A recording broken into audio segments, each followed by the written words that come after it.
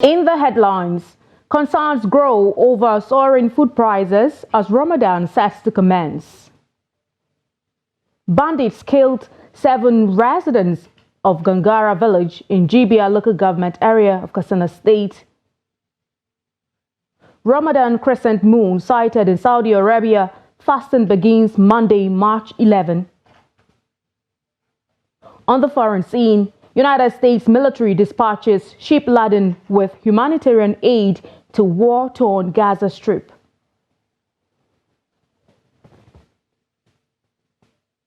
Hello again and welcome to the Trust TV News Update at this hour. I'm Aisha Salihu.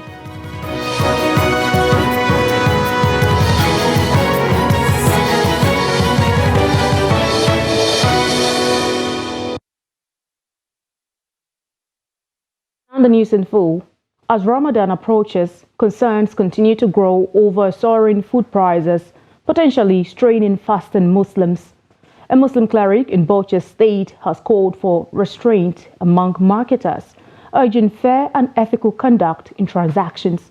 His plea aims to uphold Ramadan's spirit of compassion and solidarity, easing financial burdens and fostering communal harmony. Trust TV's Adamu Imam completes the report. As the holy month of Ramadan approaches, a Muslim cleric in Bauchi has called on traders and marketers, regardless of their faith, to maintain fair pricing of essential commodities during and after the fasting period. Referencing the teachings of the Holy Quran, which prescribe fasting as means to fear Almighty God, the cleric emphasized the importance of integrity and compassion in business dealings. The cleric's message underscored the need for ethical conduct and social responsibility, reminding all individuals of their duty to uphold fairness and justice, particularly during times of religious significance. We should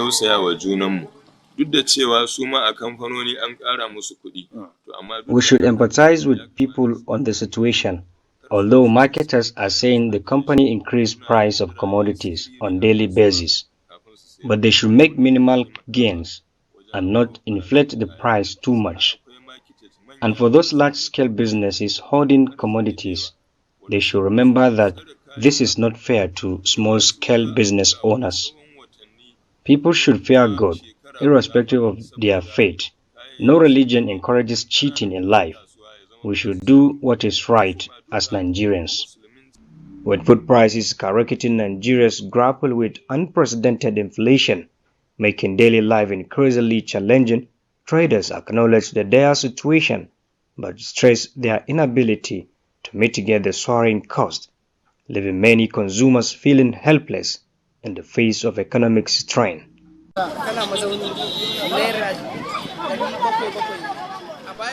Compared to before, the price of yam has increased. People cannot afford to buy with the current price.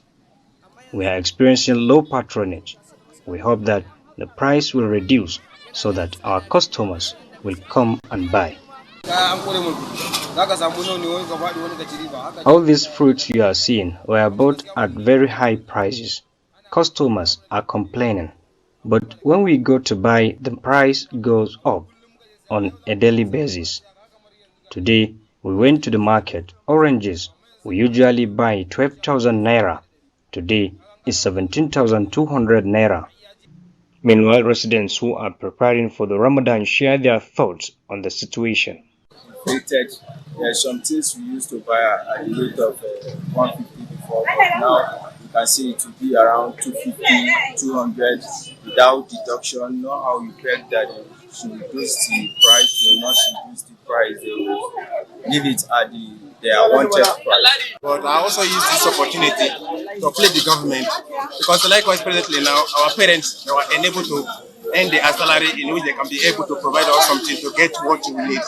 If they can be able to be paying their workers from the state to the local government the specific amount that each and individual are earning, then we as in the student or others can be able to get some things.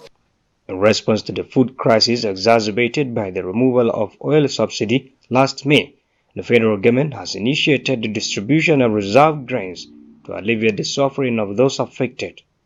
It remains to be seen whether this approach will lessen the suffering across the country. Adamima, Trust TV News, Bauchi. As part of efforts to address the cost of living crisis in Jigawa, the state governor, Umar Namadi, has officially flagged the distribution of palliatives to beneficiaries. The exercise saw the distribution of rice, maize, and other food items to beneficiaries across the 287 political wards in the state. The report. Benefiting residents were carefully selected from all 287 political wards within the state to ensure a statewide coverage. The initiative aims to provide essential support to those in need, reflecting the state government's commitment to the welfare of its people. In a statement, Governor Umar Namadi disclosed additional efforts to address the needs of the people, including 599 Ramadan feeding centers identified, with 2 centers designated in each political ward. Each center is to provide sustenance for a minimum of 300 persons daily. Governor Namadi emphasized that the initiative not only addresses the nutritional requirements of the community, but also serves as a catalyst for employment. Through the establishment of these feeding centers, a notable 21,000 jobs have been generated, offering a dual benefit of sustenance and economic empowerment. Well, Alhamdulillah, as you can see, today, what we are trying to do is to intervene. People are in a very difficult situations. The situation is so difficult, and now the month of Ramadan is approaching. Therefore, we want a situation whereby people will start the Ramadan in a very stable manner. Stable manner in the sense that they will start the Ramadan with something that after the end of the Ramadan, they will have something to break their fast with. So that is why we quickly intervene by distributing food items, including maize, including rice, including spaghetti. Governor Umar Namadi wants the best for the people of Jigawa. That is why he is working to ensure that no one goes to bed hungry. He is working to implement new strategies to provide food for people across the state during the Ramadan fast. Observers say the governor's comprehensive approach to tackling the challenges faced by the people during this critical period is a significant stride in the state's commitment to the well-being of its populace. On security matters, in a recent attack on Saturday night, bandits mercilessly killed 7 residents of Gangara village in JBL local government area of Katsina State. This tragic incident adds to the long-standing terror endured by Gangara and neighboring communities, where dozens of residents have fallen victim to bandit attacks over the past decade, leading to severe economic and social upheaval. During the attack in Gangara, the bandits not only took the lives of innocent residents, but also abducted an unspecified number of women and displaced several others from their homes. Shockingly, residents reported that the bandits wreaked havoc in the community for over an hour without any intervention from security forces, leaving them feeling abandoned by the authorities. In a plea for help, residents are urging the government to deploy security operatives to the area to prevent further escalation of insecurity that has already caused immense devastation to the affected communities. Despite efforts to reach out for official confirmation, the spokesman of the Katsina State Police Command, ASP Sadiq Abubakar, remained unreachable for comment.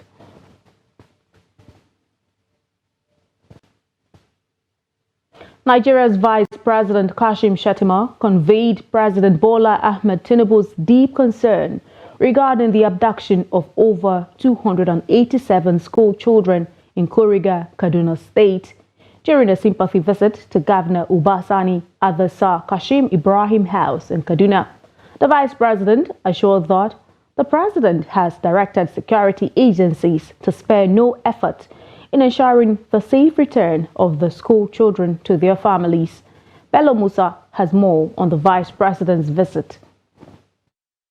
Speaking to Kuriga community leaders and the families of the victims, the Vice President affirmed that the federal government remains resolute in its commitment to safely rescue all abducted children. And he has instructed the security agencies to leave no stone unturned until we return our kids back to their parents. Leadership requires sacrifice. Leadership requires weathering the toughest of storms. Be rest assured that the President is equal to the task. The very essence of the existence of government is to secure the lives and properties of the citizenry. He has tasked the entire security architecture in the country to go all out and get back our kids safely.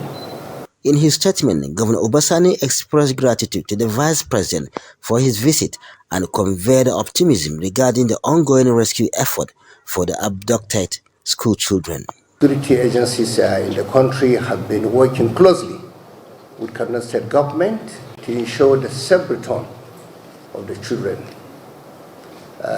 Here in Kaduna, we have been working with the community as well as the leadership of Chukwu local government to ensure that we collaborate with the relevant security agencies to ensure that all the children return back home safely. The community have been very cooperative. They are working with Kaduna State government, working with the relevant security agencies, and I can say that we are making some progress. Vice President Shatima also convened a closed-door meeting with Kuriga community leaders, parents of the kidnapped school children, security chiefs, and state government officials. Bello Musa, Trust TV News Kaduna. Away from security matters and now to politics, the Adamawa state government has initiated legal proceedings against the suspended resident electoral commissioner, Barrister Hudu Yunusa Ari, accusing him of electoral offences during his tenure.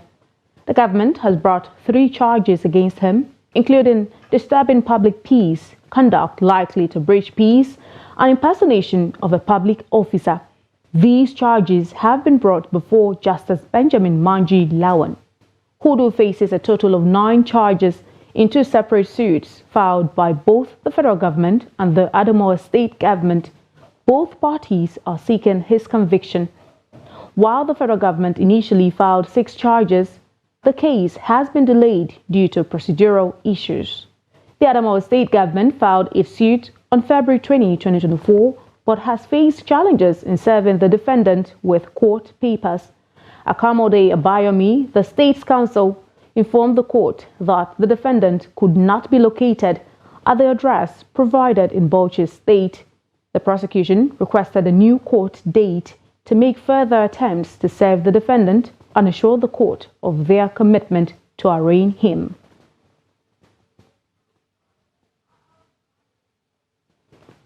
Police authorities have taken action against officers involved in an alleged extortion case in Port Harcourt, Nigeria. Inspector Michael Ode has been dismissed, while ASP Dubara Edonyabo and ASP Talent Mungo have been suspended from office. The decision was made following approval from the Police Service Commission, as confirmed by Rivers State Police Public Relations Officer Grace Iringe Koko in a statement on Sunday. The incident came to light when human rights activist Harrison Gwamneshu accused the officers of arresting a man and extorting $3,000 from him before releasing him in Port Harcourt. The officers allegedly transported the victim across multiple states during the ordeal. In response to the accusation, the Rivers Police Command identified the officers involved and initiated an investigation. The indicted policemen were arrested and the investigation is ongoing. The police spokesperson assured the public that the outcome of the investigation would be disclosed once completed. The sighting of the crescent moon in Saudi Arabia on Sunday evening marks the beginning of the holy month of Ramadan, with March 10 being the last day of the month of Shaban. Ramadan will officially commence on Monday, March 11. Determined by the lunar Islamic calendar, Ramadan starts and ends based on the sighting of the crescent moon. Saudi authorities had urged Muslims to be vigilant in sighting the crescent, with the Supreme Court calling for reports from those who observed it. While Australia, Malaysia, the Philippines and Brunei have set March 12 as the start of Ramadan, Oman announced that it will commence observing the holy month of Ramadan on March 12, Tuesday, due to the absence of the crescent moon sighting on Sunday evening.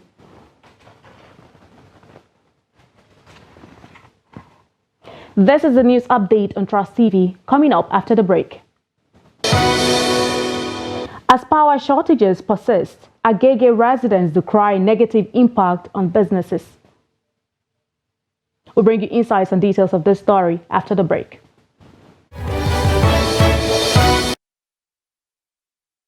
Welcome back and thanks for staying with us on the news update on Trust TV. Let's take a look at a recap of some of our top stories. Concerns grow over soaring food prices as Ramadan sets to commence. Bandits killed 7 residents of Gangara village in Jibia local government area of Katsina State. And now moving on to more stories. The National Drug Law Enforcement Agency apprehended 2 elderly individuals suspected of drug trafficking in Borno State. The suspects, identified as Meigemo Adam and Yamama Musa, were found in possession of 32,000 ampoules of tramadol injections. Additionally, NDLEA operatives intercepted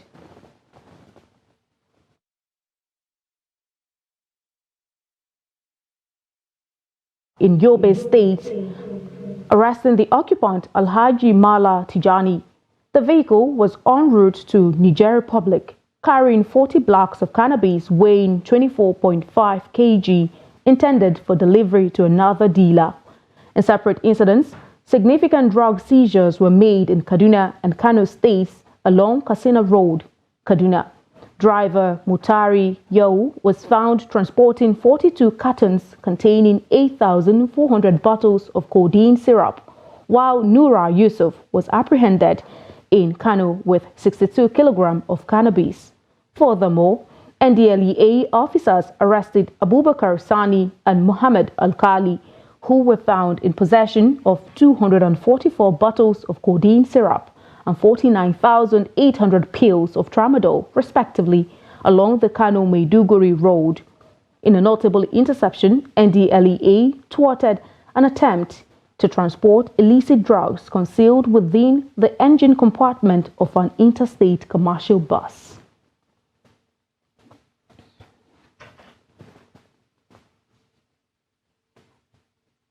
Residents of Agege area of Lagos State are lamenting the shortage of electricity supply in the area. They are therefore appealing to the authority of Ikeja Electricity Distribution Company to resolve the issue, which they say is negatively impacting businesses there. Victoria Tokolo, who went round Agege, brings us more in this report. Her report is presented from our studio. Residents of Agege area of Lagos State are grappling with the challenges of unreliable power supply and low patronage for businesses. Residents who rely majorly on power supply for their businesses have been left in the dark as they voice out their frustration. We don't have lights. They don't give us lights. If they bring it just 1 hour, 2 hours, they have taken it.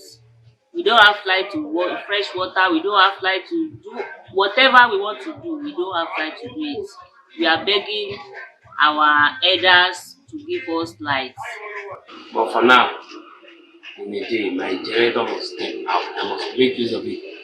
You know, when we want to do photo shoots now, without light, you can never do a shoot. It's not possible for you to do photo shoot without a light. And now you can see the rate of fuel now is too high. Due to this poor shortage of power supply in the area, hairdressers and barbers are finding it difficult to meet the demand of the customers. as their business largely depends on power supply. Light issue is not constant and is not often, but they are trying. We use prepay also, maybe monthly, we pay monthly. But the light in this area here is so bad, which is the street of Otubu at Agege area.